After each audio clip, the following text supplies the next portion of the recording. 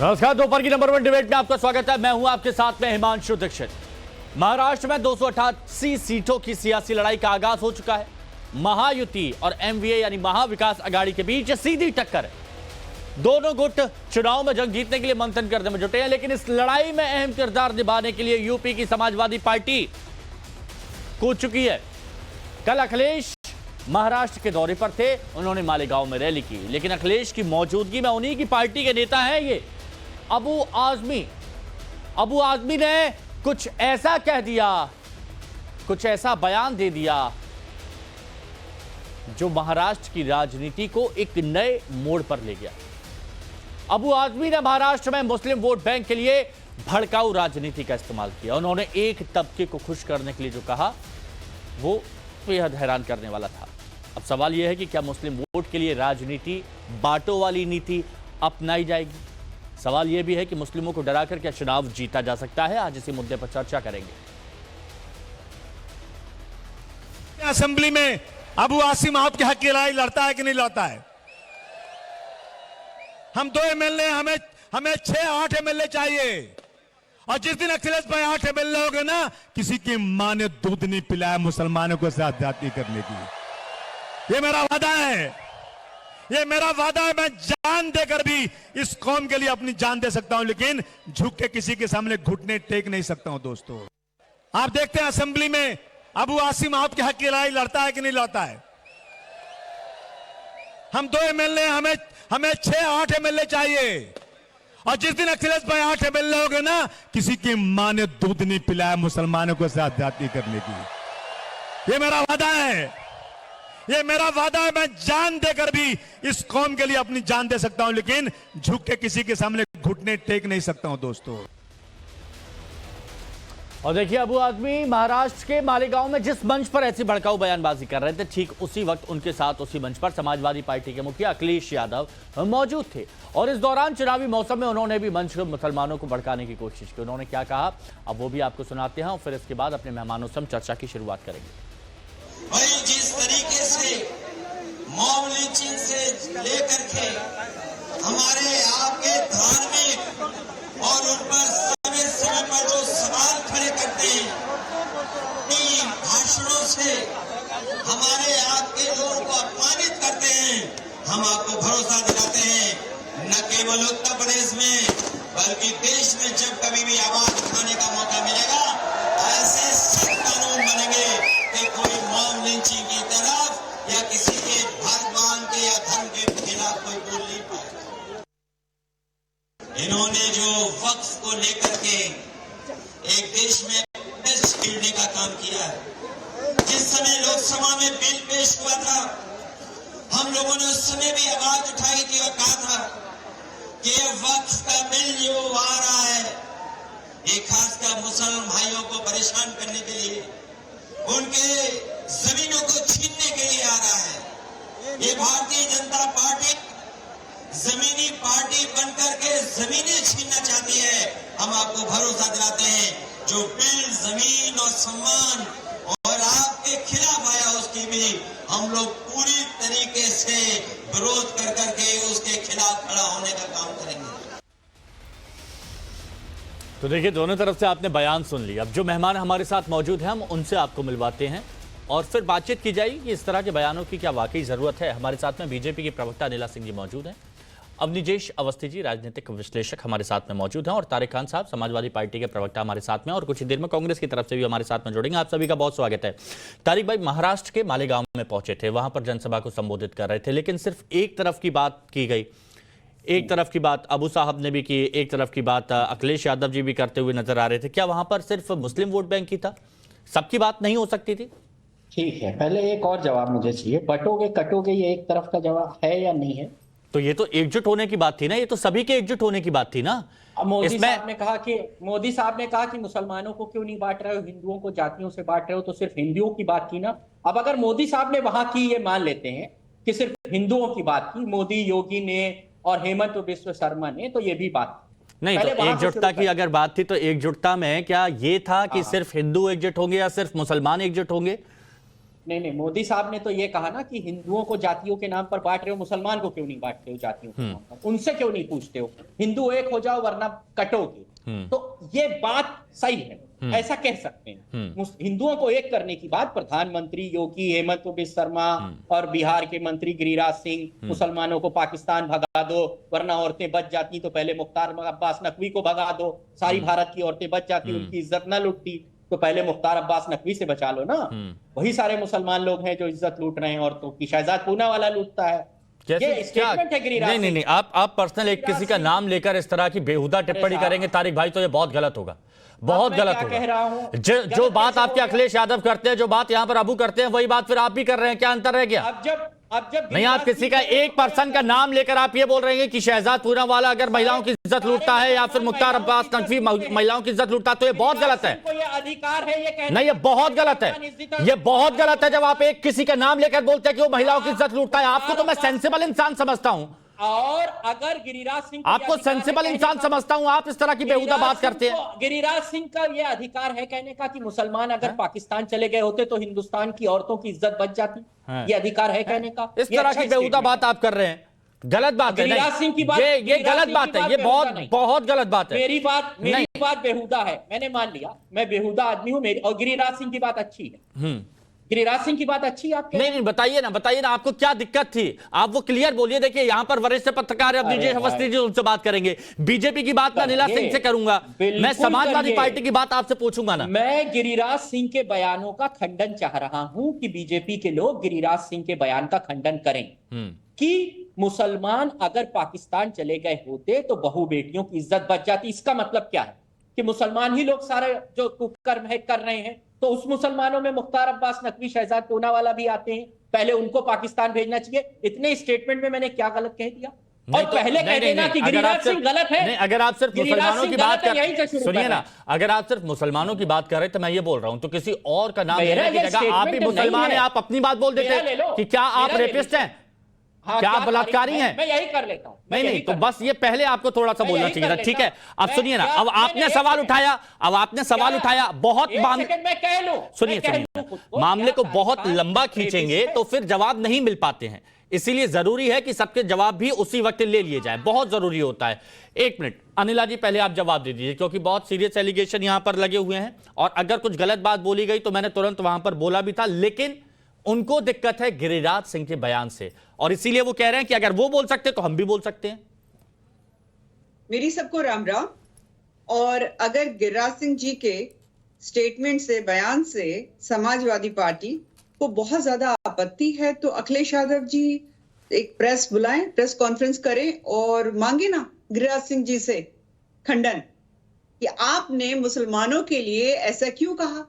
करें ना भाई, मैं और आप तो प्रवक्ता हैं, हमें अपनी औकात और अपनी हद जाननी चाहिए कि हम कहां तक जा सकते हैं। गिरिराज सिंह कैबिनेट मिनिस्टर हैं, बहुत बड़े नेता हैं, अखिलेश यादव जी आपके राष्ट्रीय अध्यक्ष हैं, पूछे, हिम्मत है तो। मैं तो चुनौती देती हूँ अखिलेश यादव जी को, हिम्मत है तो पूछो, करो, बुलाओ प्रेस कॉन्फ्रेंस।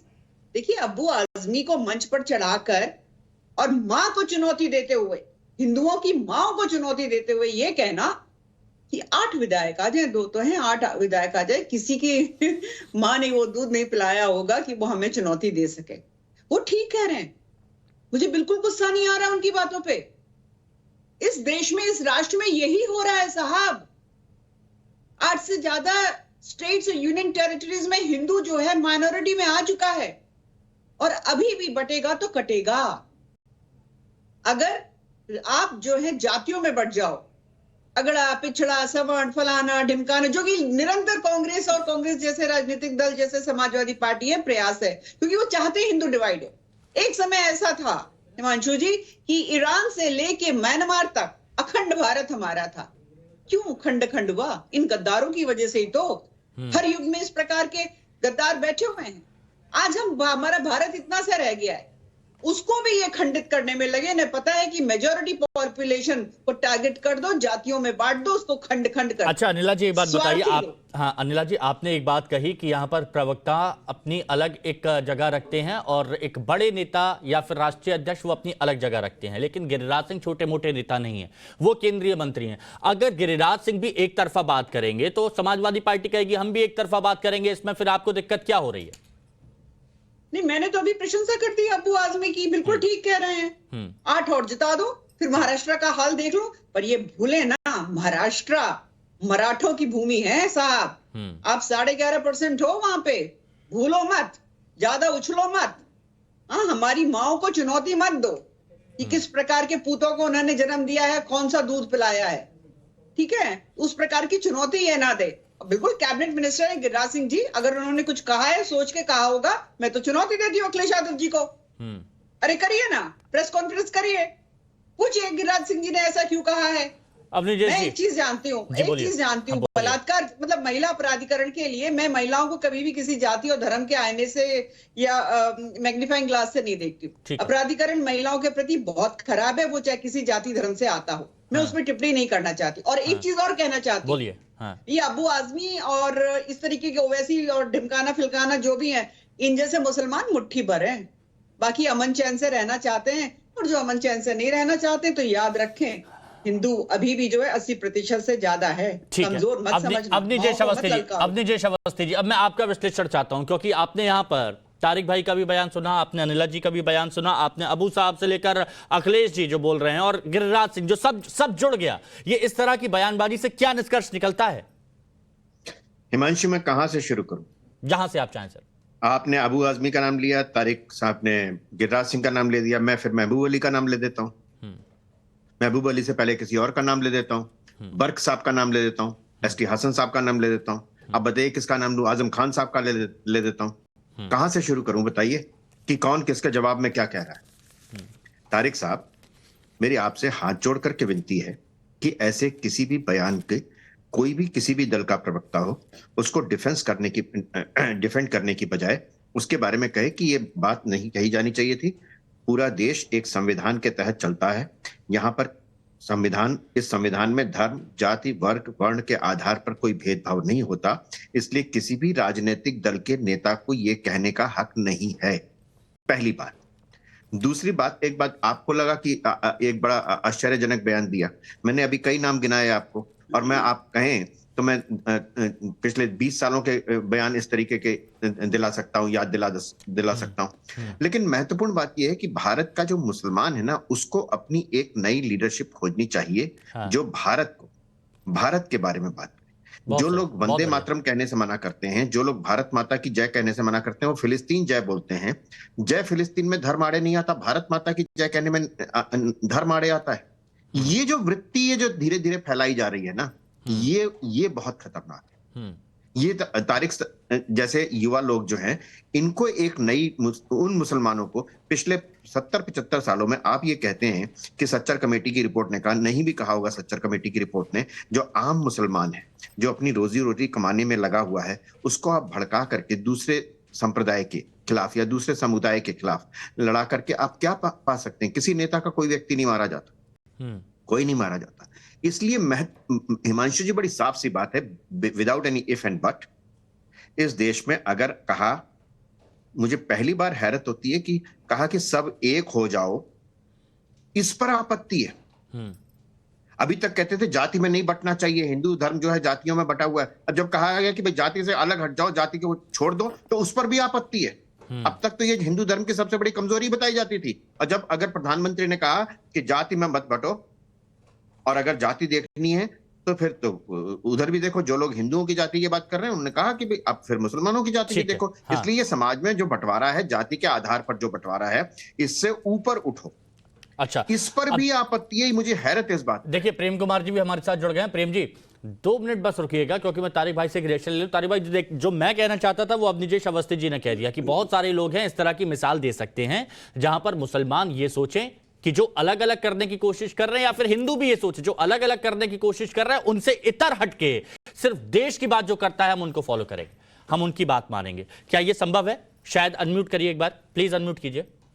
प्रधानमंत्री के मुंह से मैं ये नहीं सुन पाया आज तक कि हिंदू मुसलमान की बात मत करो, देश यूनाइट हो, एक हो, आओ सब लोग मिलकर देश को आगे बढ़ाते हैं। ये क्यों नहीं कहा नहीं, तो प्रधानमंत्री? फिर शायद आपने गिना चुना सुना होगा, क्योंकि कई बार उन्होंने अलग अलग मंचों पर सबको एकजुट रहने की बात की है, देशवासियों की बात की है, उन्होंने हिंदू मुसलमान की बात नहीं की है। स्पेसिफिकली मैं उस बयान की बात कर रहा हूं जब उन्होंने कहा हिंदुओं यूनाइट हो जाओ, हिंदुओं को ये लोग तोड़ते हैं जातियों में, मुसलमानों को नहीं तोड़ते। इसका मतलब है हिंदुओं से आप कह रहे यूनाइट हो जाओ, मुसलमानों से कह रहे तुम मत यूनाइट हो, तुमको भी जातियों में कोई शेख है, सैयद है, पठान है। ये मिला के क्यों नहीं कहा कि ये सब एक है, जातियों में मत बटो, धर्म के नाम पर मत बटो? फख्र से सीना चौड़ा हो जाता, मैं कहता प्रधानमंत्री जिंदाबाद, ऐसे अच्छा, ही वो आ जाते। सुनिए ना, क्या मुसलमानों को जातियों में नहीं बांटा जाता? क्या हिंदुओं को जातियों में नहीं बांटा जाता? आप ये बता दीजिए ना। नहीं, मुझे बता दीजिए ना, मेरे को आप बता दीजिए ना। अहमदिया, सुन्नी, ये शिया, ये जातियों में नहीं बांटा जाता? सुन लीजिए, बता दीजिए ना तारिक भाई।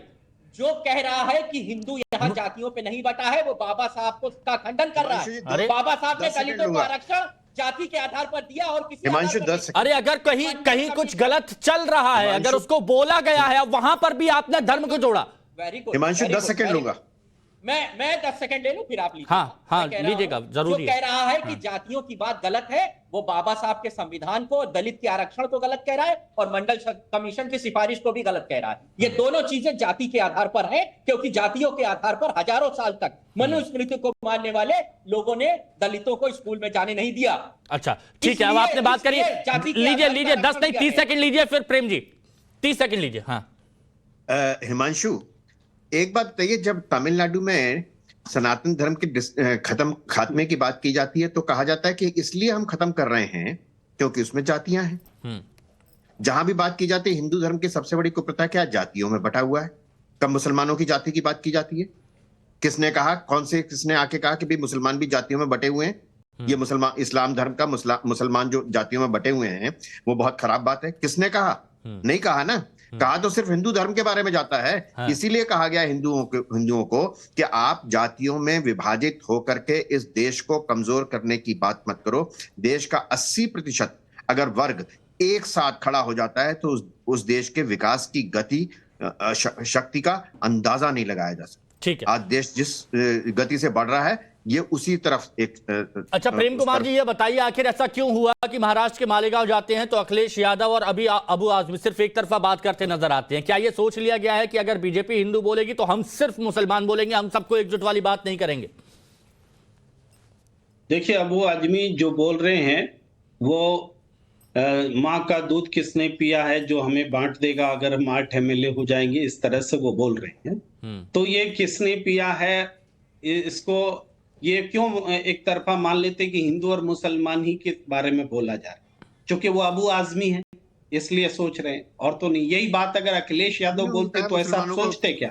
नहीं, उनका पूरा वक्तव्य सुनाइए। उन्होंने कहा फिर मुसलमानों के खिलाफ कोई बोल नहीं पाएगा। प्रेम कुमार जी, आपने पूरा वक्तव्य नहीं सुना। नहीं, मैंने सुना है। नहीं, तो उन्होंने कहा कि अगर हम 8 हो गए, सुनिए, अगर हम 8 हो गए तो फिर मुसलमानों के खिलाफ यहाँ कोई कार्रवाई नहीं कर पाएगा। ये उन्होंने साफ कहा। सुनिए, 288 में 8 भी हो जाएंगे तो ये अविश्वसनीय लगता है। ये उनसे पूछिए ना, अभी ये अबू आजमी से पूछिए आप। लेकिन आप जो ये कह रहे हैं ना कि उन्होंने सिर्फ मुसलमानों के बारे में नहीं कहा, इसको आप करेक्ट कर लीजिए और अब बोलिए, आप वक्तव्य अपना दीजिए। मैं सिर्फ ये कह रहा हूं कि यही बात कोई हिंदू अगर बोलता है तब तो ऐसे नहीं सोचा जा सकता ना, क्योंकि बोलने वाला अबू आजमी है। हम भी अच्छा, सुनिए ना, पर भी तमाम अखिलेश यादव भी बोलेंगे तो हम यही कहेंगे। अरे अबू आजमी,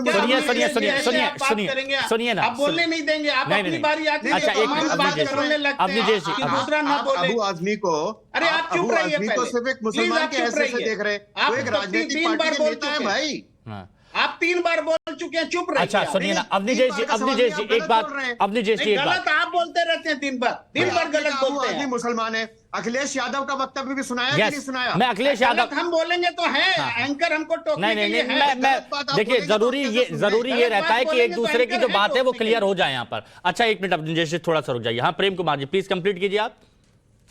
तो हम भी आपके चैनल पर और तमाम चैनलों पर हम इस चिंता को जताते हैं कि अल्पसंख्यकों की चिंता होनी चाहिए, मुसलमानों की भी चिंता होनी चाहिए, एक तरफा बुलडोजर नहीं चाहिए, तमाम बातें बोलते हैं। लेकिन मेरे बोलने से वो भाव पैदा नहीं होता। अगर मेरी जगह तारिक ये बात बोलने लगे समाजवादी पार्टी का पट्टा हटा, अब मैं आपको यहां पर रोकना चाहूंगा, और उस रोकने की वजह यह है प्रेम कुमार जी, उस रोकने की वजह यह है, आपने कहा कि अबू आजमी ने यह बात बोली, अगर अखिलेश यादव बोलते तो बोला जा सकता था।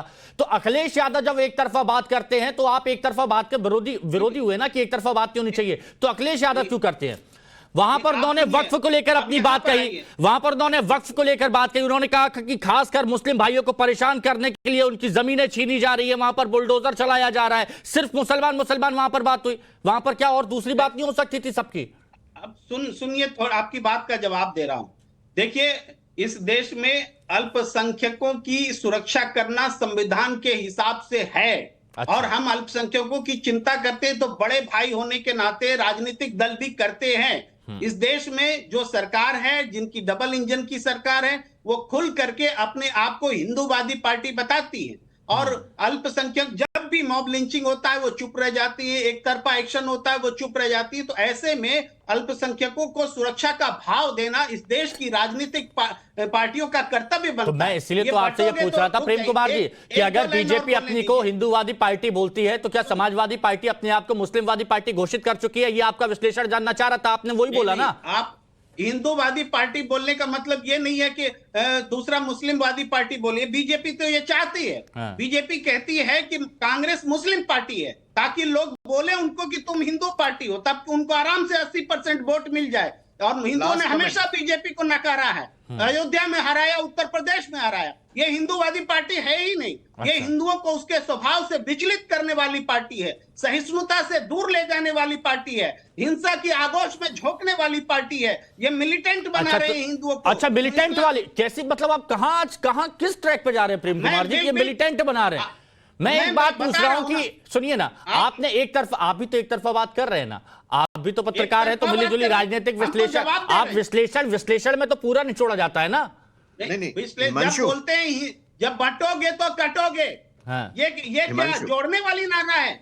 ये बांटने और धमकाने वाली भाषा है। अनिला जी बहुत देर से इंतजार कर रही हैं, बहुत सारी बातें उन्होंने सुनी भी होगी। हाँ बोलिए हिमांशु जी 5 सेकंड, अवस्थी जी बोलिए। हिमांशु जी सिर्फ 10 सेकंड लूंगा।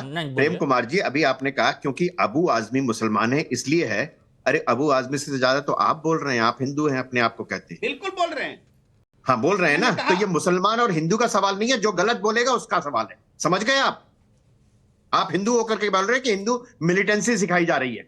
अभी रामगोपाल मिश्रा के साथ क्या हुआ, चंदन गुप्ता के साथ क्या हुआ, अंकित शर्मा के साथ क्या हुआ? बीजेपी पैदा कर रही है, नहीं अबू आदमी मुसलमान है। समझ गए ना? ये कह रहे हैं। आपका तर्क आपने अपने आप को काट दिया यहाँ पर। अनिला जी इतना सब बीजेपी कर रही है, इतना सब कुछ, अनिला जी इतना सब कुछ बीजेपी कर रही है, प्रेम कुमार जी ने पूरा पकड़ के रखा है, विश्लेषण करके रखा है। अरे भाई, प्रेम कुमार जी जो है कांग्रेस के समर्थक हैं। हाँ, भगवा को आतंकवाद से जोड़ने वाली पार्टी है, इनको भगवा में आतंकवाद का रंग दिखाई देता है। और प्रेम कुमार जी अपनी अगली पीढ़ी की तैयार कर रहे हैं ना, जो कि ऊंचा शलवार, बिना मूंछ की दाढ़ी और जालीदार टोपी पहनेगी।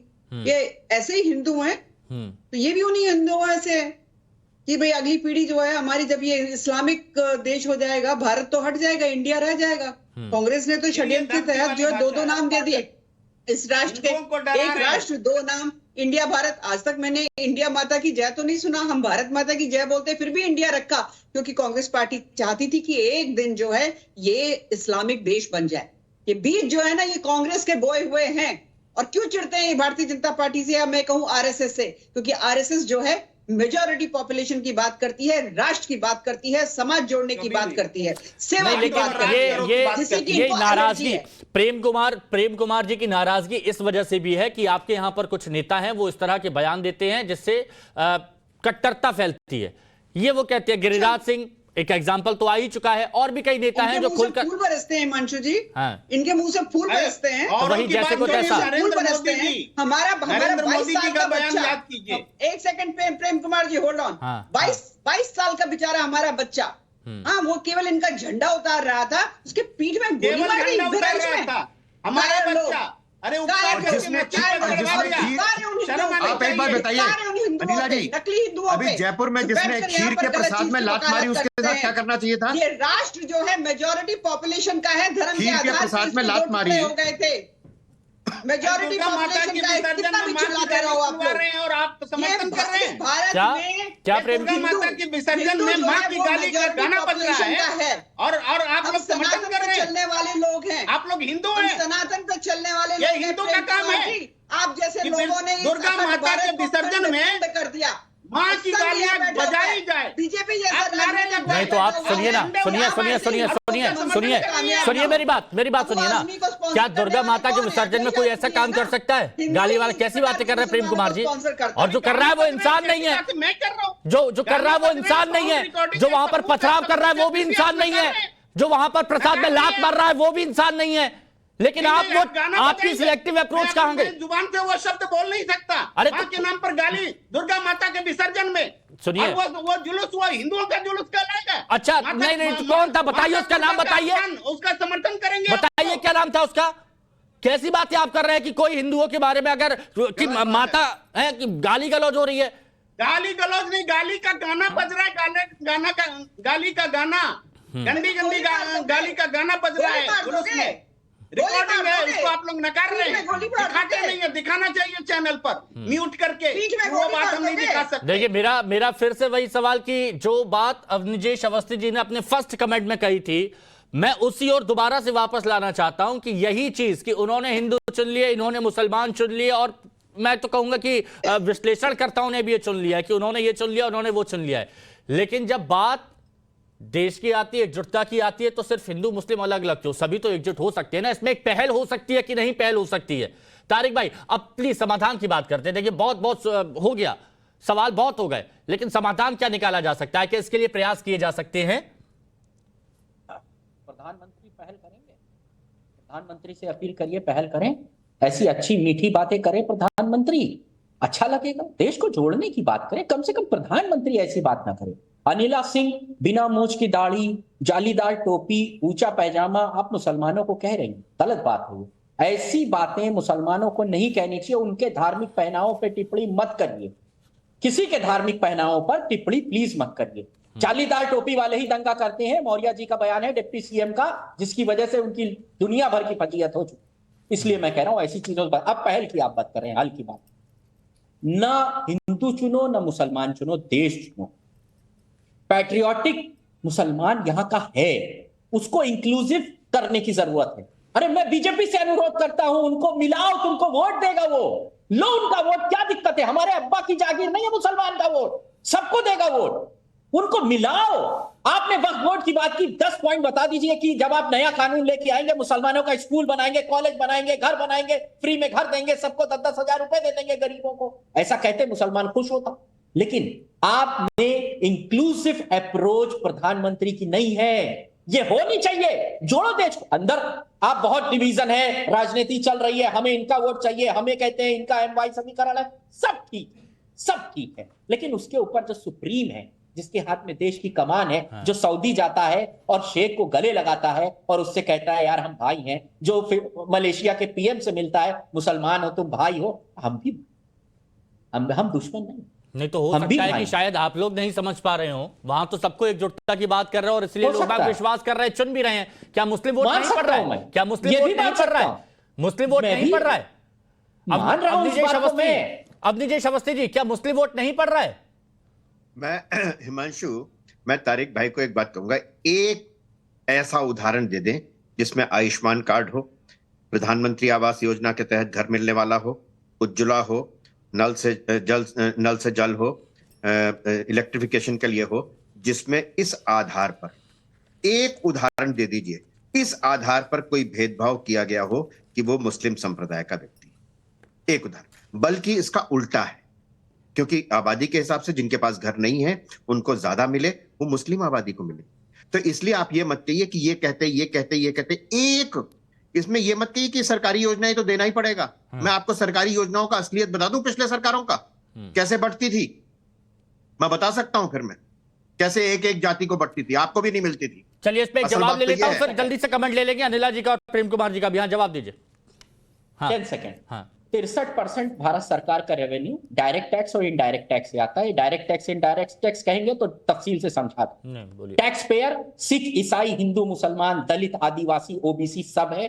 उन टैक्स पेयरों को सरकार का दायित्व है रिटर्न करना, स्कीमों के यही तो मैं तहत कह रिटर्न रहा हूं। करती है, अच्छा, उसी वो में दायित्व मुसलमान हो भी गया। आते हैं। तो यही एहसान अरे हिंदुओं भैया- पे या सिख पे क्यों नहीं जताया जाता है? अरे सारे भैया, टैक्स अब- पेयर हैं। अरे अब ये तो आप लोग बोल रहे हैं ना, निभा रही है ना सरकार अपना, ये तो सबको बट रहा है ना। सरकार अपना दायित्व निभा रही है सबको ना। दिया जा रहा है ना, तो मुसलमानों सरकार से क्यों अपना कहा जा दायित्व रहा है निभा रही आपको है। पास है? ये हाँ, सरकार अपना- ये दायित्व है ये सरकार सरकार का। ये हर सरकार अपना सरकारों का दायित्व निभा रही है। है। हिमांशु, आज इन्होंने सरकार बोला, एक मिनट, एक मिनट। सरकार का जो दायित्व है वो सरकार मैं निभा आज रही है। मैं ये चीज बहुत सभी क्लियरिटी से सरकारों को- समझाना चाहता हूं, प्लीज सुनिए ना। तारिक भाई ने बताया कि ये तो सरकार का दायित्व है और वो तो सभी को जा रहा है, उसमें हिंदू, मुस्लिम, सिख, ईसाई सभी लोग हैं। लेकिन जब और मिलता है सरकार फिर ये आप लोग दायित्व बोलते हैं निभा कि रही है। पक्षपात किया जाता है, भेदभाव किया जाता है, इनको नहीं दिया जाता है, इनको अलग कर दिया जाता है। तो इसीलिए मुझे 5 सेकंड और सरकार अपना दायित्व निभा रही है, इन्होंने माना ये बात। तब समाजवादी पार्टी ने कहा कि आप योजनाओं में ये कर रहे हैं, वो कर रहे हैं। हमने ये कभी नहीं कहा। योजना सबके लिए सन 47 से नेहरू ठीक है, बना हाँ, रहे थे, योजना उसके सबके बाद लिए। तमाम लोगों ने अनिला जी, बोला। कम से कम ये बात मानी गई कि योजना सबके लिए लाभ मिल पा रहा है। देखिए, सबसे पहली बात तो ये है कि तारिक खान जी को मैं बोलूंगी कि जो राष्ट्रवादी मुसलमान है ना, वो हमारे साथ है। ठीक है, जो भारत माता की जय बोलते हैं, वंदे मातरम जो गाते हैं, वो हमारे साथ है। पर इन सब चीजों से जो परहेज करते हैं, ठीक है, जिनको तिरंगे से भी परहेज होता है, वो नहीं है। और हम जानते हैं अच्छी तरीके से कि कौन लोग हमारे साथ हैं। हमारा मतलब हमारे राष्ट्र, हमारी भारत माता के साथ, और जो लोग नहीं है। और निरंतर जो आप भारतीय जनता पार्टी के ऊपर प्रहार करते रहते, भारतीय जनता पार्टी ये करती है, वो करती है, हिंदुओं की है, भगवा है, फलाना है, ढिमकाना। अरे तो बोल दीजिए ना कि जो 5 किलो राशन मिलता है, या जैसे हर घर जल वाली योजना है, जितनी सरकारी योजना है जो भारतीय जनता पार्टी केंद्र या राज्य की सरकार उसका लाभ दे रही है, छोड़ दो। नहीं, योजना वो तो का तो मान काफिरों लिया की गया है सरकार कि है योजना भाई, यहाँ पर काफिरों सभी को की मिल रही है। सरकार है, लेकिन मिल देखिए, लेते इनसे कुछ। वक्त की कमी है, सभी मेहमानों को नमस्कार और धन्यवाद करना होगा। आप सभी का बहुत बहुत शुक्रिया। लेकिन दर्शकों को यह बात सोचनी होगी कि योजनाओं का लाभ अगर सबको मिल रहा है तो वो लोग कौन है जो भड़काने की कोशिश कर रहे हैं, बरगलाने की कोशिश कर रहे हैं, उनसे 2 हाथ की दूरी बनाकर रखिए।